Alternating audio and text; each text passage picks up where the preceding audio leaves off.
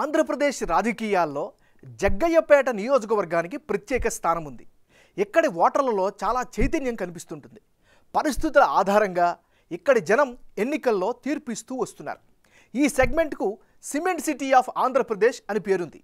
కృష్ణా జిల్లాలోని ప్రధాన ఇండస్ట్రియల్ కారిడార్లలో ఇది ప్రధానమైనది.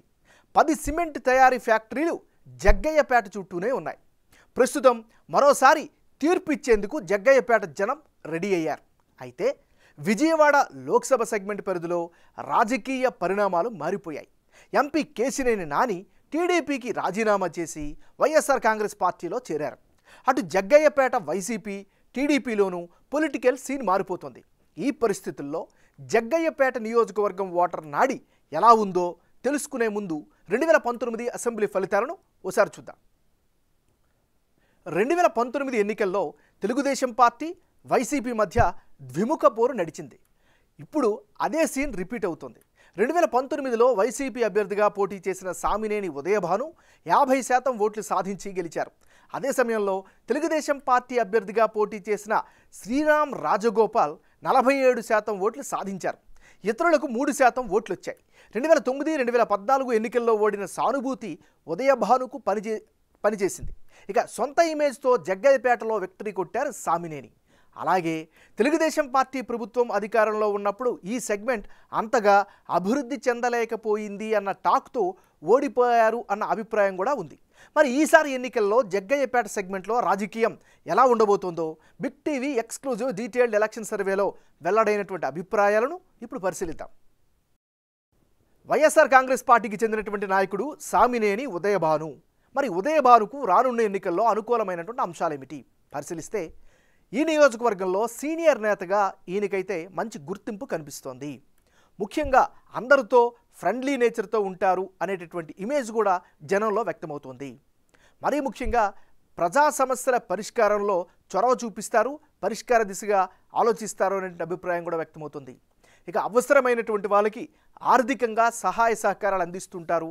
ఇది సామినేని ఉదయభానుకు మరో ప్లస్ పాయింట్. ముఖ్యంగా రాజకీయంగా పార్టీ పరంగా చూస్తే పార్టీ కేడర్లో ఇతని పట్ల పాజిటివ్ ఇమేజ్ కనిపిస్తోంది. ఇవి సామినేని ఉదయభానుకి సంబంధించినటువంటి అనుకూల అంశాలు.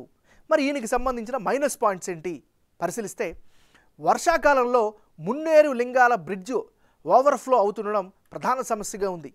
మరోవైపు టిడ్కో ఇళ్లను లబ్ధిదారులకు అందించకపోవడం కూడా మరో మైనస్గా చెప్పుకోవచ్చు. జగ్గయ్యపేట ఆటోనగర్ పరిధిలో కెమికల్ పొల్యూషన్ రోజు రోజుకి పెరుగుతుంది. దానికి నియంత్రణ చర్యలు తీసుకోవడంలో వైఫల్యం కనిపిస్తోంది. ఇక పెనుగంచి ప్రోలులో సరైన రోడ్లు లేకపోవడంతో స్థానికంగా ఇతని పట్ల వ్యతిరేకత వ్యక్తమవుతుంది. ఇది ఈయనకి సంబంధించినటువంటి ప్లస్లు మైనస్లు. వైఎస్ఆర్ కాంగ్రెస్ పార్టీకి చెందినటువంటి నాయకురాలు వాసిరెడ్డి పద్మ. వాసిరెడ్డి పద్మకు రానున్న ఎన్నికల్లో ఈ నియోజకవర్గ పరంగా అనుకూల అంశాలేమిటి? జగ్గయ్యపేటతో ఎక్కువ అనుబంధం, స్థానికుల్లో మంచి పేరు ఈమె పట్ల కనిపిస్తుంది. ముఖ్యంగా కులాల వారీగా కనుక చూస్తే కమ్మ, ఎస్సీ సామాజిక వర్గాల ఓట్లపై ఈమె ఎక్కువగా ఆశలు పెట్టుకునే పరిస్థితి కనిపిస్తుంది. టిక్కెట్ కనుక ఈమెకు వస్తే జగ్గయ్యపేటలో తొలి మహిళా అభ్యర్థిగా చరిత్ర సృష్టించే అవకాశం కూడా కనిపిస్తుంది. జగ్గయ్యపేటలో పురుషుల కంటే స్త్రీల ఓట్లు ఎక్కువగా ఉండడం వాసిరెడ్డి పద్మకు కలిసి వచ్చే మరో ఫ్యాక్టర్గా చెప్పుకోవచ్చు. ఇది ఈమెకి సంబంధించినటువంటి అనుకూల అంశాలు. మరి వాసిరెడ్డి పద్మకు మైనస్ పాయింట్స్ ఏంటి పరిశీలిస్తే ఆర్థికంగా బలంగా ఉంటేనే ఈ నియోజకవర్గంలో ప్రత్యర్థికి పోటీ ఇచ్చే పరిస్థితులు అయితే కనిపిస్తున్నాయి. సెగ్మెంట్లో పార్టీ కేడర్ లీడర్షిప్కి మధ్య చాలా గ్యాప్ కనిపిస్తుంది. ఇదో మైనస్ ఫ్యాక్టర్గా చెప్పుకోవచ్చు. పోటీ చేస్తే సొంత పార్టీ కేడర్ ఎంతవరకు సపోర్ట్ ఇస్తారు అనేటటువంటి అనుమానం సర్వత్రా వినిపిస్తోంది. మరోవైపు జగ్గయ్యపేట నియోజకవర్గానికి నాన్ లోకల్ కావడం కూడా మరో బలమైన మైనస్. ఇది ఈమెకి సంబంధించినటువంటి ప్లస్లు మైనస్లు. తెలుగుదేశం పార్టీకి చెందినటువంటి నాయకుడు శ్రీరామ్ రాజగోపాల్. మరి శ్రీరామ్ రాజగోపాల్ తాతయ్యగా పిలుచుకునే ఈయనకి ఉండేటటువంటి అనుకూల అంశాలు ఏమిటి? గత ఎన్నికల్లో ఓడిపోయినటువంటి సానుభూతి ఖచ్చితంగా కలిసి వచ్చే ఫ్యాక్టర్. ప్రజా సమస్యల పరిష్కారంలో చొరవ చూపిస్తారు, ముందుంటారు అనే అభిప్రాయం కూడా ఈయన పట్ల వ్యక్తమవుతుంది. ఎవరైనా కష్టకాలంలో సాయం కోసం వస్తే ఖచ్చితంగా ఆదుకుంటారు అనేటటువంటి ఒక పాజిటివ్ ఫ్యాక్టర్ కూడా ఈయన పట్ల కనిపిస్తోంది. ముఖ్యంగా పేదలకు మెడికల్ బిల్లులు, కాలేజీ ఫీజుల్ని సొంత డబ్బులతో చెల్లించేటటువంటి నేచర్ శ్రీరామరాజు గోపాల్కి ఖచ్చితంగా అనుకూల అంశంగా చెప్పుకోవచ్చు. ఇది ఈయనకి సంబంధించినటువంటి పాజిటివ్ ఫ్యాక్టర్స్.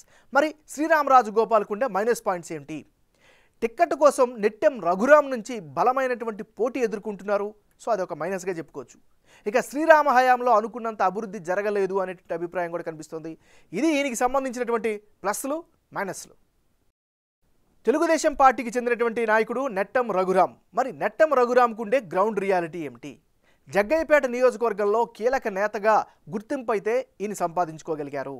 ముఖ్యంగా కమ్మ సామాజిక వర్గం నేత కావడం లోకల్గా ఈక్వేషన్స్కి అనుకూలమయ్యే అవకాశం కనిపిస్తోంది. టీడీపీ కీలక నేతల సపోర్ట్ ఈయనకి కనిపిస్తోంది. ఇది ఈయనకి సంబంధించినటువంటి గ్రౌండ్ రియాలిటీ. రానున్న ఎన్నికల్లో జగ్గయ్యపేట నియోజకవర్గంలో ఎవరెవరు బరిలో ఉంటే ఫలితాలు ఏ విధంగా వచ్చే అవకాశం ఉందో ఇప్పుడు పరిశీలిద్దాం. సామినేని ఉదయభాను వర్సెస్ శ్రీరామ్ రాజగోపాల్. వీళ్ళిద్దరు కనుక బరిలోకి దిగితే ఇప్పటికిప్పుడు ఎన్నికలు జరిగి వైసీపీ నుంచి ఉదయభాను, తెలుగుదేశం పార్టీ నుంచి శ్రీరామ్ రాజగోపాల్ అలియాస్ శ్రీరామ్ తాతయ్య పోటీలో కనుక ఉంటే టీడీపీకే గెలుపు అవకాశాలు ఎక్కువగా ఉన్నట్లు బిగ్ టీవీ సర్వేలో తెలుస్తోంది.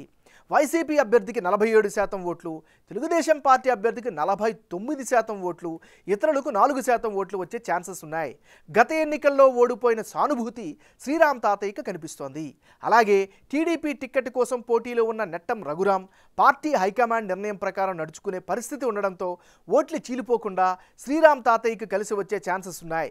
ఇక టీడీపీ జనసేన పొత్తుతో ప్రభుత్వ వ్యతిరేక ఓట్లు చీలకుండా టీడీపీ వైపు పడేందుకే ఎక్కువ అవకాశాలు ఉన్నట్లు సర్వే ద్వారా తెలుస్తోంది. చంద్రబాబు అరెస్ట్ సింపతి కూడా ఈ సెగ్మెంట్లో బలంగా పనిచేసేలా కనిపిస్తోంది.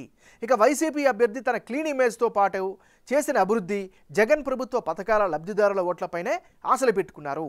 ఉదయభాను వైసీపీలో జగ్గయ్యపేటలో సీనియర్ లీడర్. ఇటీవల మంత్రి పదవి ఆశించారాయన. కానీ ఉదయభానుకు కాకుండా జూనియర్ అయిన జోగు రమేష్కు ఇవ్వడంపై అసంతృప్తితో ఉన్నారు. ఉదయభానును మార్చొచ్చంటూ ప్రచారం కూడా వైసీపీలో జరిగింది. ఇంతవరకు వైసీపీ నుంచి ప్రకటన అయితే రాలేదు. దీంతో ఫైనల్గా ఆయననే దింపే అవకాశాలు ఎక్కువగా కనిపిస్తున్నాయి. అదే సమయంలో వైసీపీ సీనియర్ నేత వాసిరెడ్డి పద్మ కూడా జగ్గయ్యపేటలో యాక్టివ్గా కార్యక్రమాలను పాల్గొంటున్నారు. ఇక మరో సినేరియాలో వైసీపీ నుంచి ఉదయభాను, టీడీపీ నుంచి నెట్టెం రఘురాం టిక్కెట్ దక్కించుకుని పోటీలో కనుక ఉంటే వైసీపీకి గెలుపు అవకాశాలు ఎక్కువగా కనిపిస్తున్నట్లు బిగ్ టీవీ సర్వేలో తెలుస్తోంది. వైసీపీ అభ్యర్థికి 47%, తెలుగుదేశం పార్టీకి చెందినటువంటి నాయకుడు నెట్టెం రఘురాంకు 46% ఓట్లు, ఇతరులకు 7% ఓట్లు వచ్చే ఛాన్సెస్ ఉన్నాయి. అయితే ఇక్కడ టీడీపీ అభ్యర్థి నెట్టెం రఘురాం వెనకబడడానికి కారణం శ్రీరామ్ రాజగోపాల్ టిక్కెట్ దక్కకపోతే సపోర్ట్ ఇవ్వడం కష్టమేనని అంటున్నారు. అదే సమయంలో శ్రీరామ్కు నెట్టెం రఘురాం టిక్కెట్ రాకపోయినా మద్దతు ఇవ్వడానికి సిద్ధంగా ఉన్నారు. జగ్గయ్యపేట తెలుగుదేశం పార్టీలో ఇదో కీలక అంశంగా కనిపిస్తోంది.